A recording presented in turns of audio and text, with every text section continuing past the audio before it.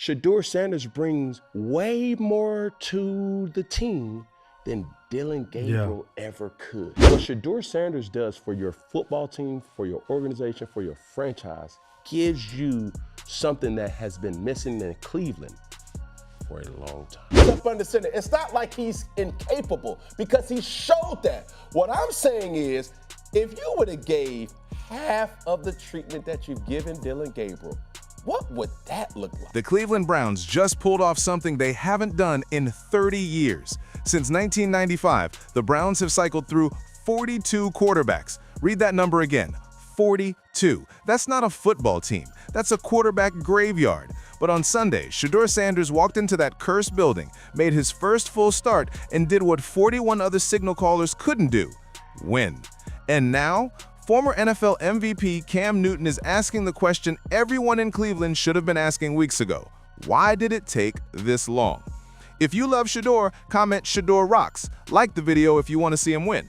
Newton didn't just praise Shedeur's debut. He went scorched earth on the Browns' decision-making, calling out head coach Kevin Stefanski and the entire organizational philosophy that kept Dillon Gabriel under center while Sanders collected dust on the sideline.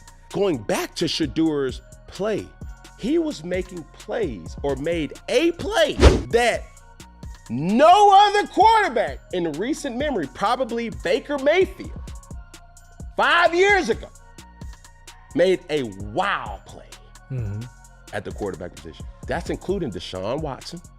The list goes on like a tragic roll call. And yet here comes Sanders, the kid everyone said wasn't ready, the kid they benched behind Gabriel, and he immediately breaks the curse. Newton points out that the Browns went 11 for 20, 1 touchdown, 1 interception, and most importantly, got the W. Was it perfect? No. Did it need to be? Absolutely not.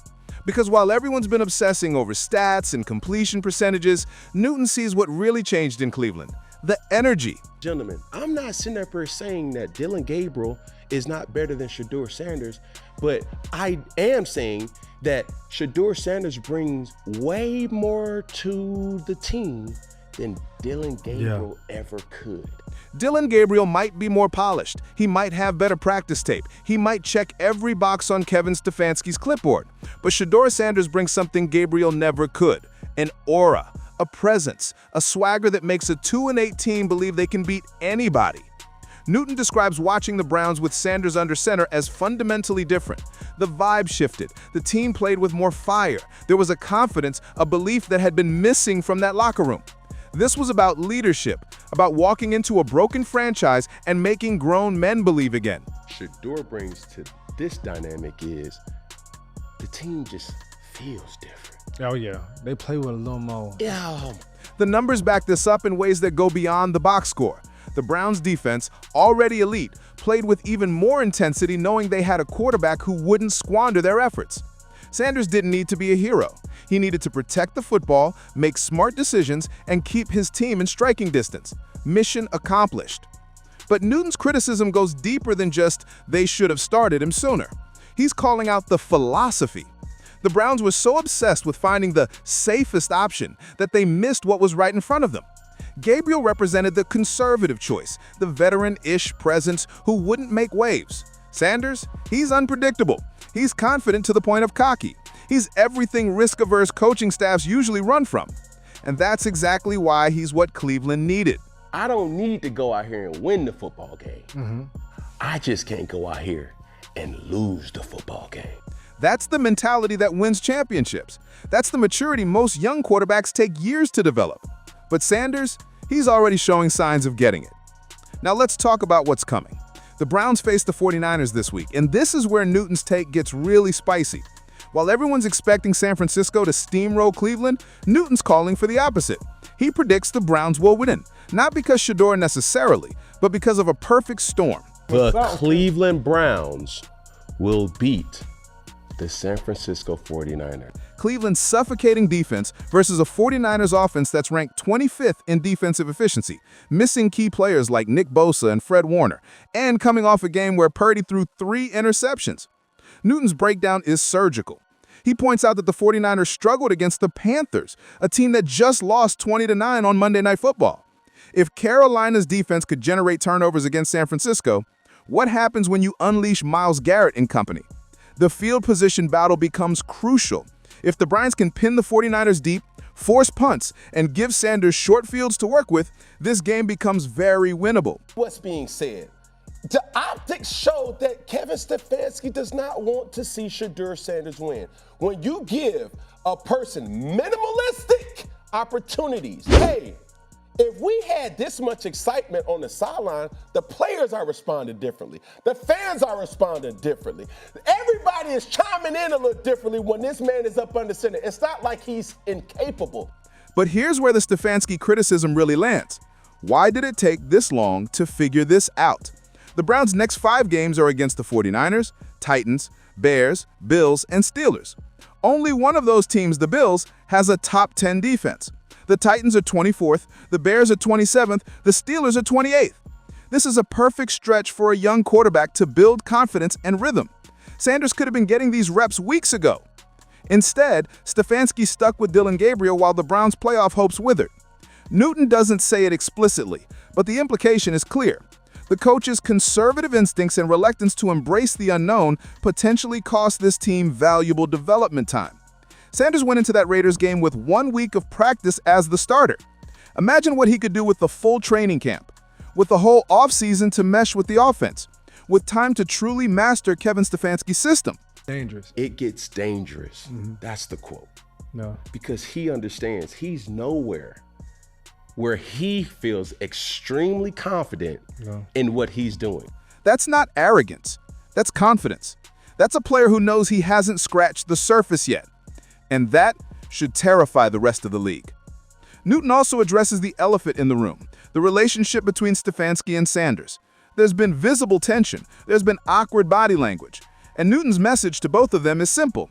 You don't have to be best friends. You don't need to hit the bars together or get matching tattoos. This is work. Keep it professional. Respect each other's roles and let Shedeur develop at his own pace. The comparison to Gabriel stings because it's so pointed. Newton acknowledges that Gabriel might be the better quarterback in traditional metrics, but football isn't played on a spreadsheet. It's played with emotion, momentum, and belief. And right now, the Browns believe with Sanders in ways they never did with Gabriel. That's not a shot at Gabriel's character. It's just reality. Some players elevate everyone around them. Sanders is one of those guys. But Newton also challenges Sanders to level up. He praises the young quarterback's growth, from the cocky kid miming at cameras to the poised leader we saw against Vegas. But he also delivers a masterclass in NFL quarterback politics. Sanders needs to shift his language from I to we. He needs to deflect credit. He needs to build up teammates. When reporters ask about his performance, the answer can't be, I'm exactly who they were looking for. It needs to be, we're exactly what this team needed. This is where Newton's expertise as a former MVP and cultural icon really shines through. He's not trying to muzzle Shedeur's personality or dim his star. He's teaching him how to navigate the political minefield of being an NFL quarterback, how to be confident without alienating veterans, how to lead without making it about yourself, how to handle success with grace while keeping the target off your back. Correct. So what I'm telling Shedeur is, hey, bro, you done upgraded your software with that. The kid who was a backup just weeks ago is now carrying himself like a franchise cornerstone. That growth is rapid. That growth is real. The real question now is, what does Cleveland do moving forward? Do they ride with Shedeur through the highs and lows? Do they commit to him as their future? Or do they hedge their bets and keep Gabriel lurking in case Shedeur struggles? Looking ahead to that 49ers matchup, Newton's confidence isn't blind optimism. It's based on matchup analysis. San Francisco's offense runs through Christian McCaffrey, but even with him, they've struggled. Their offensive line has had protection issues, Purdy's been turnover prone, and Cleveland's pass rush is nightmare fuel.